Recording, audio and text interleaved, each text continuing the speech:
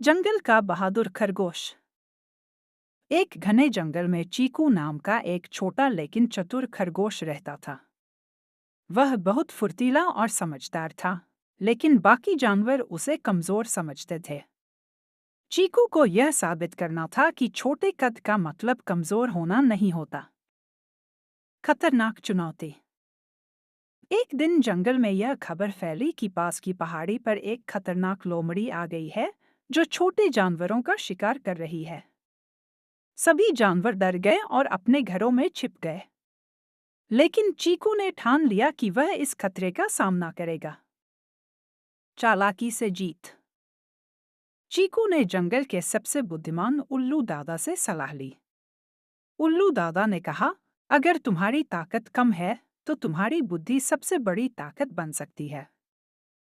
यह सुनकर चीकू को एक शानदार तरकीब सूझी। अगली सुबह चीकू लोमड़ी के पास गया और डरने का नाटक करते हुए बोला, मुझे खा लो, लेकिन क्या तुम्हें पता है कि मैं जादुई खरगोश हूं?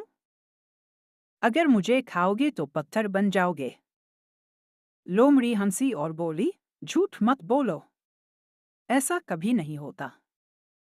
चीकू ने झट से पास पड़ा एक सफेद पत्थर उठाया और कहा, अगर यकीन नहीं होता तो इसे खाकर देखो, यह मेरे जादू से बना है।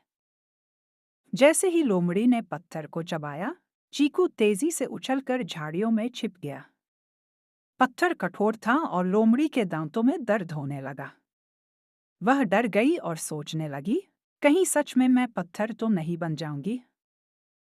डर के मारे लोमड़ी वहां से भाग गई और फिर कभी जंगल में वापस नहीं आई। बहादुर चीकू। सभी जानवरों ने चीकू की बुद्धिमानी की सराहना की। अब कोई उसे छोटा और कमजोर नहीं समझता था।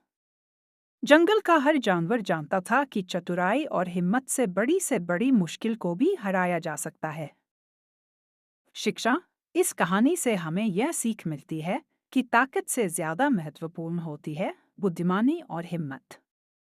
चाहे मुश्किल कितनी भी बड़ी हो, अगर हम समझदारी से काम लें तो हम किसी भी खतरे को हरा सकते हैं। कैसी लगी कहानी? अगर कोई और रोमांचक कहानी चाहिए तो बताओ।